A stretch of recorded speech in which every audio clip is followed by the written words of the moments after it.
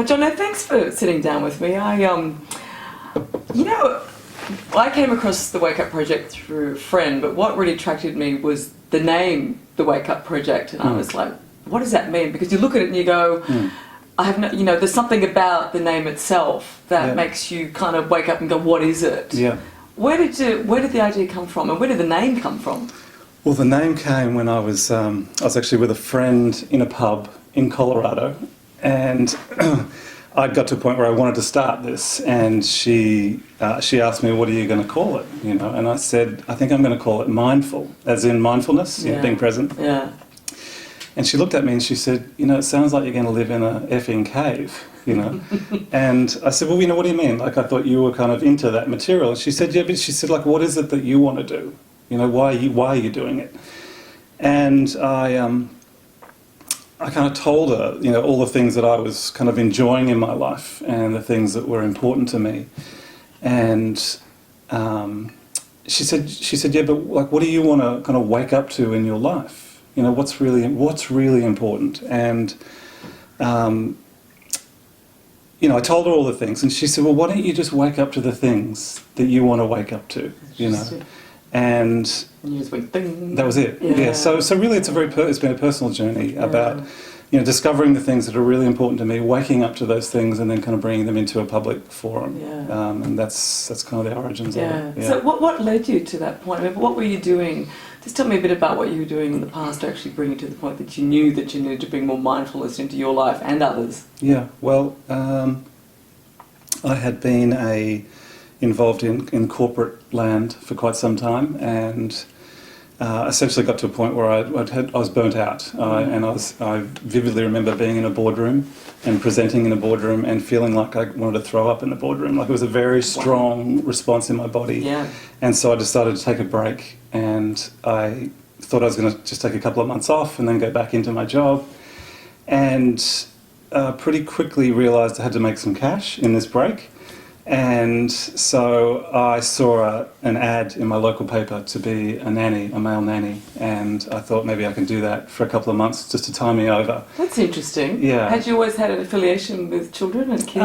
I'd always enjoyed children. Yeah. You know, didn't have any children myself, but I thought it might be just something that I could do just for a little while, you know. And you know, it was actually a very kind of poignant moment in my life, and led to kind of what was going to happen, because, well, anyway, I got this job looking after these 2 6-year-old boys, and I remember the first night I got there, one of the boys, twins, I was putting him to bed, and he looked up, you know, sat up in his bed, and he just looked at me, and he said, I'm so glad you're here.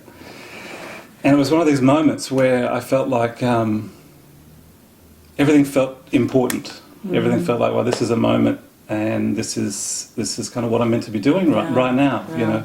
And that led to a whole series of events. I stayed there for 4 years, and it was a job that it gave me lots of time. So I had time off during the day. I was only working 4 days a week, and in that time, I began to discover the things that were really important to me. So previously, I was too busy, you know, to be walking, swimming, meditate, all these kind of things. All of a sudden, I had time to do them, and you know, instead of feeling, although I had to kind of strip back my life and live quite a simple life, there was in parallel to that, I was actually feeling like a very wealthy person, because all the things that I didn't have time for, I now had time for, and richer, fuller. Yeah, and it was kind of like my inner life was beginning to be nourished in a way that it hadn't been. Yeah. And that was kind of the origins of kind of the Wake Up Project. Yeah. Isn't that interesting that a 6-year-old can touch you like that? Yeah. It sounds like it was the first time you'd really connected into the energy that human beings can share that is actually far more important than sort of the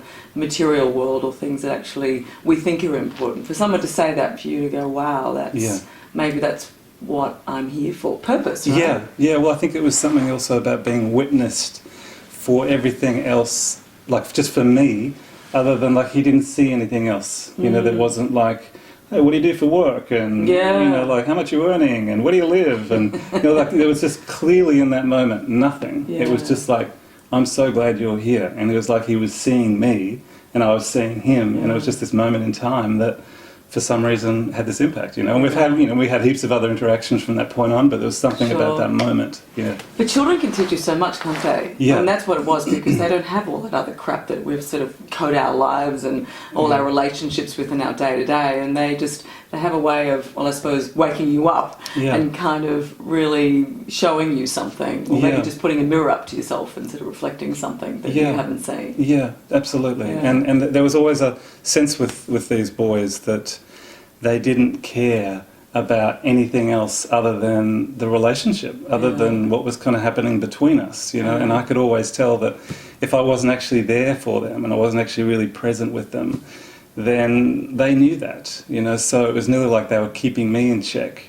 And I could see what worked and what had us be kind of harmonious in relationship and what didn't. And so in so many ways they were kind of playing the role of teacher for me, even though I was there to kind of look after them, there was something kind of mutual going on that